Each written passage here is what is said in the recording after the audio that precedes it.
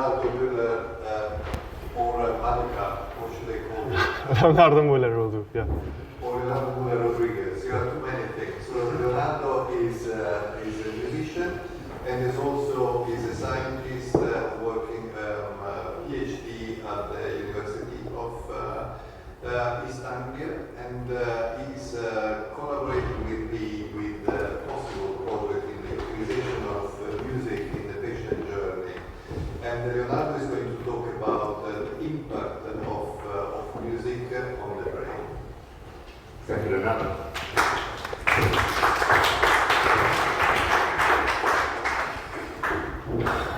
Thank you very much. Thank you, Gianpaolo. Thank you very much. So, my name is Leonardo Muller-Rodriguez, and I am today a PhD student at the Cambridge Institute for Music Therapy Research. I'll be giving you an overview of what is the impact of music on the brain. So, I'm going to ask a few questions, which are, what is music? What is the brain? How does music affect the brain? How can we implement the therapeutic effects? And how can we incorporate it into hospitals and at homes?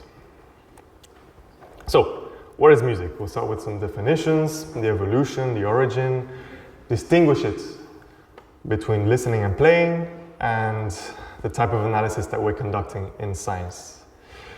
This first definition is a musicologist perspective.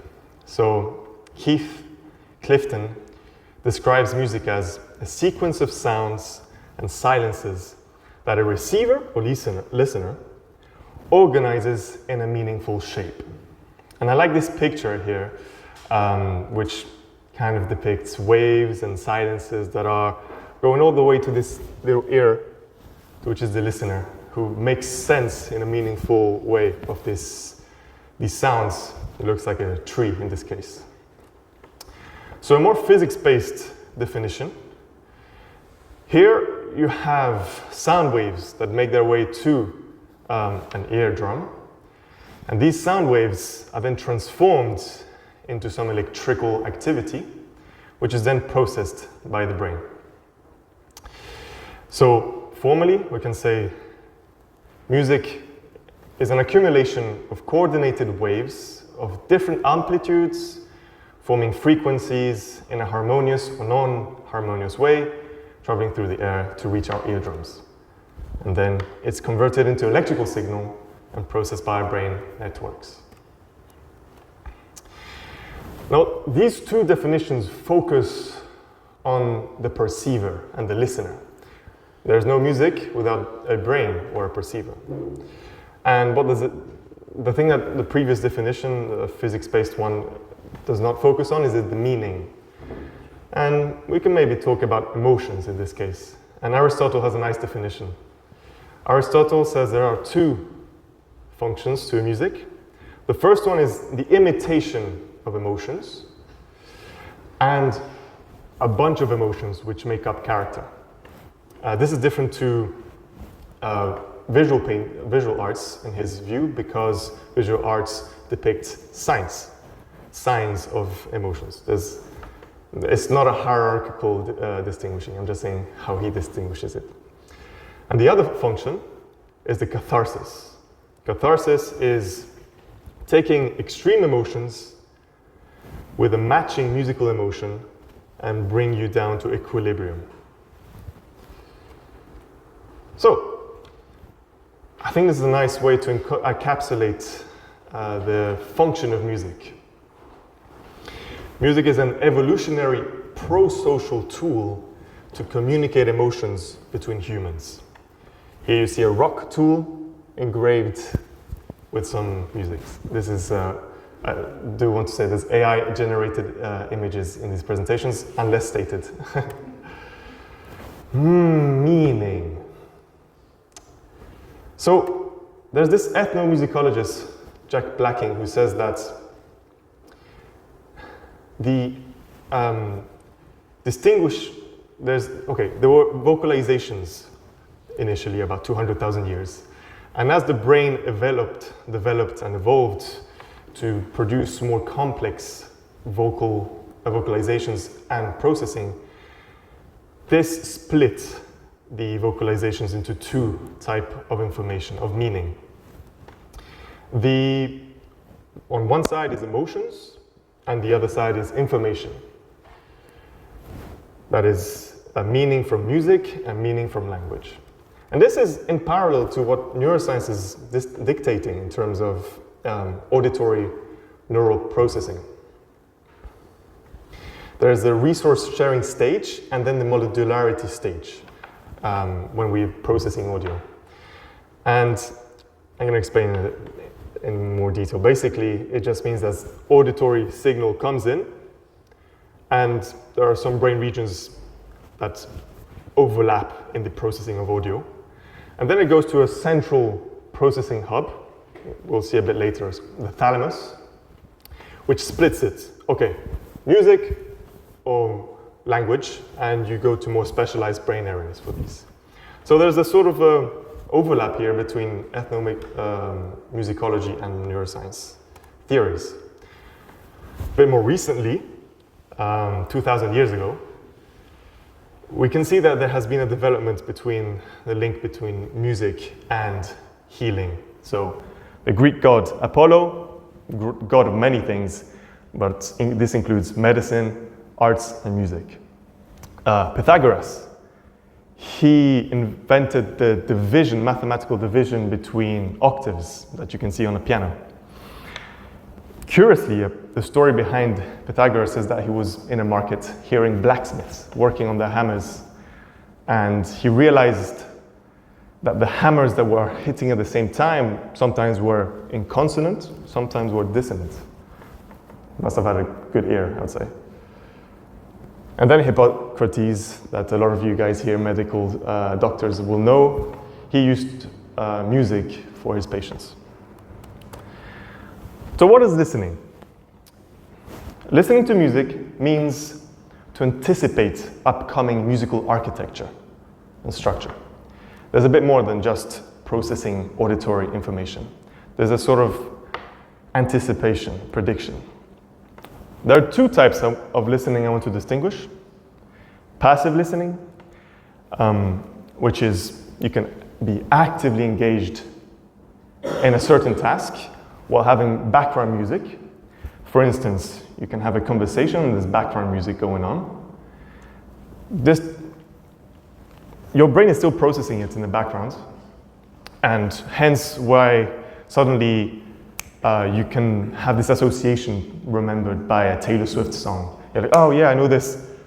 And you start changing the topic of conversation to the memory that this triggered. And then there's active listening, which is really immersing yourself into the musical experience, which is not the example that's written there. So you're really immersed and you start perceiving differently the space, the time, the people around you, the absence of people around you. And all of this can bring to mind different memories. You can bring to mind different memories without the music. If the music wasn't there, sorry. So you can bring to mind through this different perspective. This is enhanced, another dimension is given when you are listening to music in a social context. This shared musical experience gives another dimension. I'll be focusing on listening, but I just want to distinguish it from playing an instrument. So it's really the same mechanisms as listening. You are anticipating the musical architecture, the musical structure, but there's an added motor skill that's needed that's specific to that instrument, or even in dancing, it's the same, specific to the dance moves that you're doing, but you're anticipating the musical structure. So this same idea of musical structure and architecture defines musical pleasure. You can have pleasure from novelty and familiarity. It's the play between familiarity and novelty that gives rise to pleasure. The greater the deviation of the musical architecture, the greater novelty, and the riskier the decision you have to make as a listener. What's going to come next? It's so novel that you have to make a riskier decision. And I like this quote from Arthur Jaschke. To improvise is to choose freedom within a framework. And this makes me think of Megan's talk, who mentioned that in art therapies, one of the influential aspects was randomness, the chance aspect that was incorporated into the making and the production. This makes me think of improvisation. Okay, so obviously music is a first-person experience. It's inseparable to that. And really, it's what you're seeing in your mind's eye or perceiving that's the musical experience, more than just the architecture. But as scientists, we are having this third-person analysis. We're taking acoustic, individual, social behavioral data, and its corresponding biology. Okay, I just want to touch, again, still, what is music? Steven Pinker, a cognitive scientist, who described music as an auditory cheesecake. It just is a byproduct of using our biological functions. Our biology evolved in a certain way for that we have optimal behaviors for survival and reproduction, but music is not adaptive. Okay, fine, it's just stimulating biological survival functions. That's one way of seeing it. But the other aspect that I want to emphasize here is that music brings to mind hidden memories, if you wish. Memories that you wouldn't be able to come about if you hadn't had the music playing around, because you're seeing differently your environment. And so it expands the potential behaviors you can take. So this music either relaxes or arouses, for instance. So it exposes you to potential new behaviors, which can be cultural evolution. We can talk about that, not just biological evolution. If biological evolution gives rise to certain behaviors, here music can give rise to new behaviors as well, social behaviors. Okay, what is the brain now? Well, it's part of the central nervous system. The central nervous system comprises also the spinal cord, and in essence, it receives sensory input and outputs motor actions. It does that by converting signals into electrochemical activity, and it makes uses of connection points between brain regions, which are called synapses. And if we're having a human-centric understanding of the brain, we can understand it at the network level, at the brain region level, right? So we can understand it through non-invasive tools like the electroencephalogram or the fMRI. So these are ways we can understand the brain. Okay, so again, what is the brain? The brain is part of the central nervous system that in all vertebrate animals is composed of these three sections, and it is mainly in the forebrain where all complex thoughts and behavior arises. Okay, so signal processing, such as understanding music, is done by a hierarchical error correcting mechanism. What does it mean? It means that interconnected layers of brain regions communicate with each other, trying to optimize their models of the world. Okay, so they try to be as accurate as they can of what's happening around you, and less complex as possible. So this is how they reduce error. So the more layers we have in this hierarchy, the greater the capacity of abstraction we can do. And Gianpaolo mentioned that we are, mentioning Marcy, a colleague is here, that we are narrative species. And this narration does come at the higher abstract layers of cognition. So this is demonstrated with neuroimaging. So this allows us to process information in multiple timescales and allows to give rise of complex organized behaviors, like us. We are single cells all the way to humans. And this highest level of complexity in humans may be the source of why human cognition is different to a lot of animals. Why do we build societies? And it's theorized that the capacity to predict social dynamics is this source. So this is a theory. Because you require synchronization between different people in a conversation, you need to synchronize your activity at these highest narrative levels for successful communication. So do humans really have a bigger brain?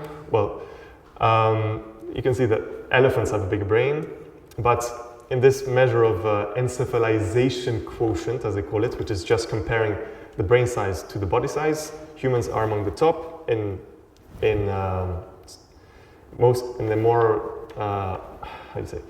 a calculation that takes into account the metabolism needs that are increased when you are a bigger animal.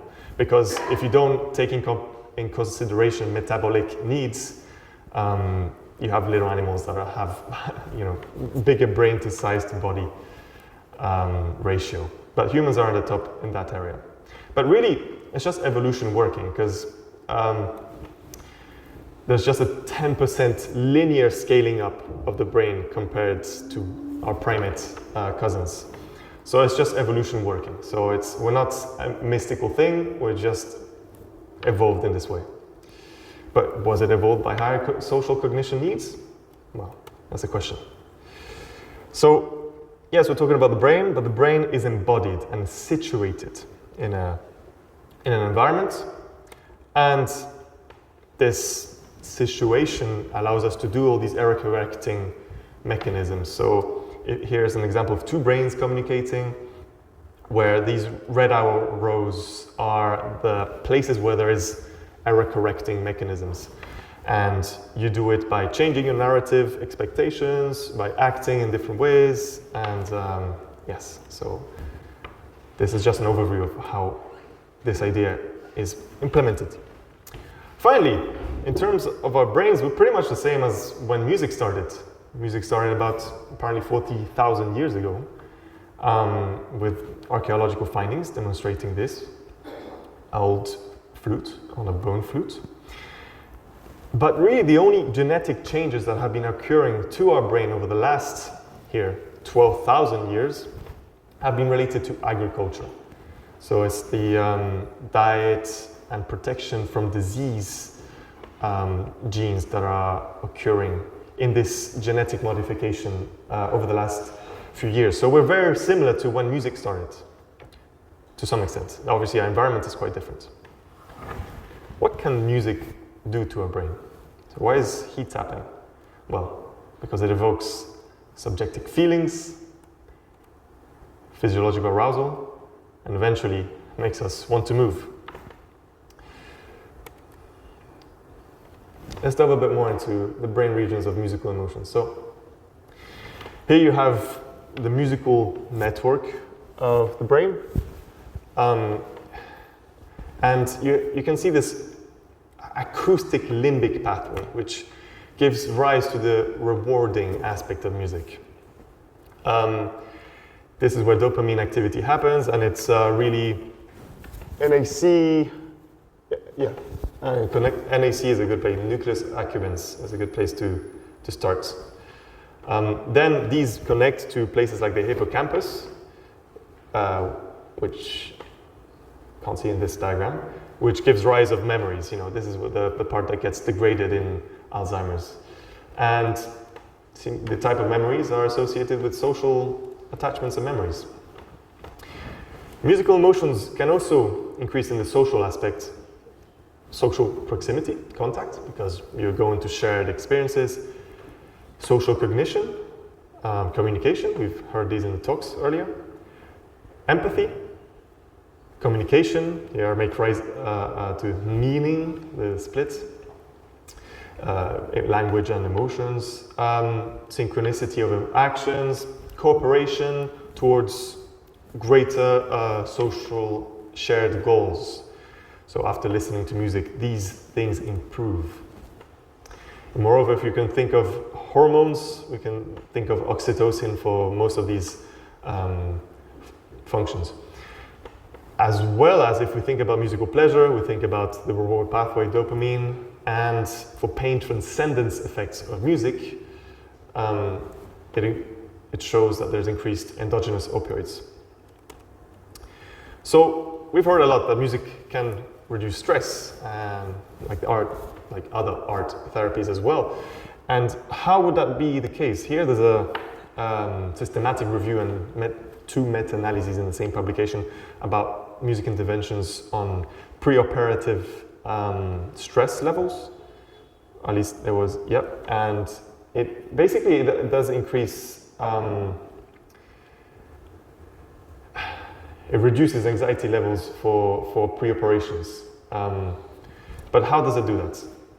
Well, it activates the hypothalamic pituitary adrenal axis, HPA. This network of brain to adrenal organs network system influences the immune system by activating arousal and stress or decreasing it, which as a consequence modulates attention, mood, and emotions at the cognitive level. And this is one potential mechanism for this. It communicates also with the vagus nerve, which is very important for talking about stress mechanisms in the body. And it's one of the mechanisms that explains burnout and emotional exhaustion that Megan was talking about earlier, the sympathetic nervous system compared to the parasympathetic nervous system. And so that's another mechanism. And so can we prescribe and engineer musical features? Well, here's an example proposition for you guys. If you want to calm in high stress situations, based on a study that measured with heart rate, use low tempo music and insert pauses and silences between music. Just one example, obviously, there's other ways that can be explored. Very important, rhythm. So entrainment, synchronicity, these are synonyms for the idea that the brain and musical rhythm, clap together if you want. So this is done by connecting to the motor cortex, which has connectivity with the auditory cortex. And this allows for synchronization of movements, emotions, and physiology, eventually. So, as mentioned, music listening is anticipation or prediction of musical architecture and structure. And so these are the brain networks that are happening when you're predicting. You have different regions, and here I want to focus on the decision-making aspect, because predictions is about deciding what's going to happen next. In more riskier or novel situations, you have to take riskier situations. In more familiar moments, well, you have a bit more previous experience you can make use of.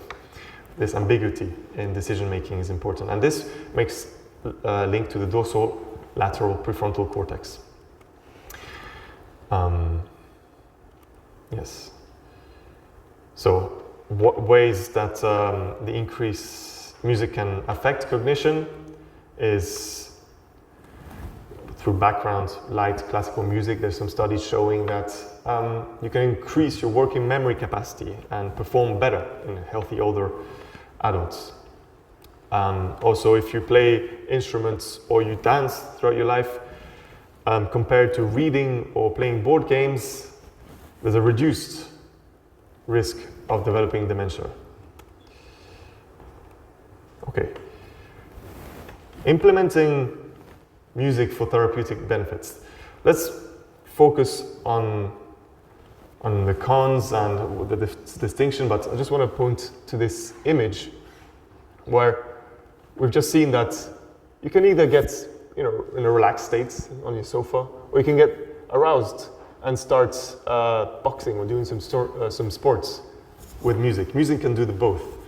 But underlying, there's this complex network of metabolism and physiology and neural networks that are happening. So for any research with music and its therapeutic effects, there is a need to take this in consideration, the complexity of the body. So how can music be badly used? Well, it can distract you from what you're doing, either because it's calling you to do something else, or it's interrupting the action that you're doing, because the sounds are annoying to the thing that you're doing, the surgery you're doing. Usually, the higher the amount of musical energy, for instance, higher tempo tends to be higher energy, but not always. This takes more attention. Other ways is lyrics that promote harmful behaviors like substance use, externalizing problems. This is particularly important for vulnerable populations, psychologically vulnerable populations. And again, you could be making use of music as an avoidant coping mechanism. In a good way, you can avoid your depressive tendencies of going completely to the rock bottom, but you're still kind of ruminating in this aspect. So there are other ways. You can use music to increase self-awareness. You can use it to encourage social elements.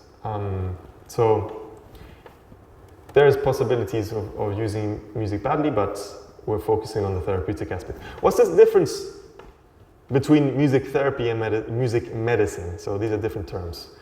Both aspects have music at the core of the treatment, but as Megan mentioned, for arts therapists, music therapists are qualified. They have postgraduate training, and that means there's a therapeutic relationship that's being developed between the client or the patient and a person qualified as a music therapist. And therefore, this added therapeutic element is the therapeutic relationship adds the therapeutic benefits. Music medicine encourages music's benefits through self-administration. You have control over, the choice of music. But this can be also done through instructions by qualified music therapists, so that you can continue your beneficial use of music outside the therapeutic setting. Just in the previous talk, we heard about the very noisy surgical theater environment. And this made me think of this neonatal intensive care unit incubator. So Artur Jaschke is developing this active noise cancelling incubator, which tries to make use of different ways of processing oxygen and all that in more calmer sounding way, as well as using noise cancelling technology and microphones to make use of that to cancel noise and play music that's appropriate for these preterm infants, which are in a very vulnerable state. And music can help them to be in a more helpful environment. And then again, music is used all the way to dementia. So the Radio Me project is one project I've been working on for the last 2 years, and it's about developing a radio that plays music for people with dementia whenever heart rate monitors detect that they are agitated. So you play their favorite music so that it grabs their attention, and now they can go back to living their life without being agitated, which can have a lot of consequences, taking them to care homes, being violent. If you're curious, you can learn more about these topics by using this QR code. You can see lectures on this topic. Okay, so what are the music's health targets? Music targets social isolation, depression, physical inactivity, because it encourages social learning and emotional well-being. It targets depression and mood disorders. There's increased quality of life in children with autism with music therapy sessions where they have improvised one-to-one sessions. It reduces epileptic seizures. With listening to music, there's less seizures as measured with EEG. It activates resilient memory networks in Alzheimer's disease. It seems to be targeting brain regions that are preserved in Alzheimer's. It encourages physical activity through rhythmic elements. So this is seen in Parkinson's disease, where playing music, even with groovy music, drums that are, with a bit of groove, encourages and facilitates Parkinson's disease gait, and so that they no longer freeze, thanks to the music. And also for rehabilitation, like in stroke or traumatic brain injury. So again, can we prescribe and diagnose with music? Again, it's about taking into account this complexity of the impact of music, the psychoneuroimmunological model, if you wish, that we were mentioning earlier. So, if we want to incorporate music in hospitals and homes, this is about incorporating it into the patient pathway. So, as mentioned, anxiety in pre-operations is something that needs to be targeted, and here you have a systematic review on how music is improving in these cases.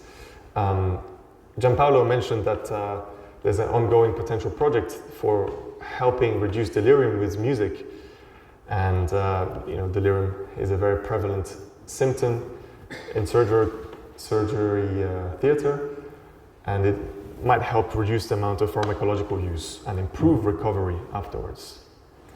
There are some data already showing that music helps. Finally, the patient pathway is not only at the clinic, it's also at their homes on the way to the clinic as well. So I think that's something important to emphasize, to prescribe music using also audio technology, so that you can listen at home on your own. You're at the clinic, you've been helped with a music therapist, but also at home you've been prescribed a playlist so you can listen to it to get prepared. Again, I mentioned Radio Me, which this radio is focused on helping people with dementia stay at home. So you bring the music technology to their homes so that they can make use of audio technology at home and reduce their need to go to a care home. I do want to mention that I'm 5 months into my PhD and my focus is on sleep. So there's other aspects. Another aspect is using music for sleep, for helping to go to sleep. And just another way of doing so. Thank you very much. I appreciate your time. References. Thank you. Thank you very much, Ronaldo. Thank you. What an incredible night today. It was lovely to have all of you here with us. Thanks to the incredible faculty, and we'll continue to discuss